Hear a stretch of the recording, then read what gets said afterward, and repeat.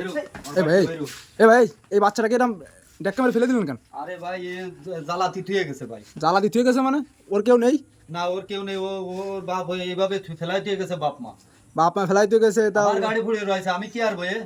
আপনি কি করবেন? তা আপনি ওনার কি হন? আমি ও চাচা, ওনার- ছোট চাচা। ছোট চাচা ওর। এই তোমার আব্বু আম্মু কোথায় থাকে? আমার আব্বু তার মারা গেছে। আর আম্মু? কোথায় চলে গেছে। মা কোথায় চলে গেছে আর আব্বু মারা গেছে?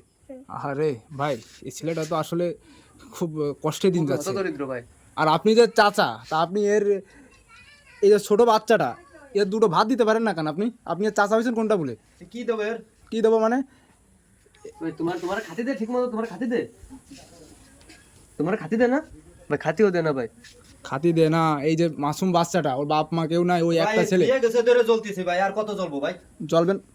জ্বলবেন মানে বুঝলাম না। তা ওই ছেলেটাকে তো আপনি ওর মানে দায়িত্ব বাপের থাকবে না? মর্যাদা তো আপনি দিতে পারেন ওকে। আমি ওর কোনো দায়িত্ব মায়িত্ব নিতে পারতেছি না ভাই। দায়িত্ব নিতে পারতেছে না? আচ্ছা আপনি বাদ দেন। এই ভাইয়া, ওই ছেলেটাকে দেখো ওর কিছু করা যায় কিনা, খাবারের ব্যবস্থা তুমি মস্তা। খাইছো সকাল থেকে? কিছু খাইছো? কিছু খাইনি ভাই। দর্শক বন্ধুরা, ভিডিওটা সবাই শেয়ার করবেন বেশি বেশি। এই যে মাসুম বাচ্চাটা আপনারা দেখতে পাচ্ছেন, এ কিন্তু একদমই অসহায়। মানে মা থাকতেও মা নেই, বাপ তো মারা গেছে, আর মা থাকতেও মা নেই। এই শিশু বাচ্চাটার পাশে আপনারা যদি কেউ দাঁড়াতে চান, তা আপনারা আমাদের সঙ্গে যোগাযোগ করবেন।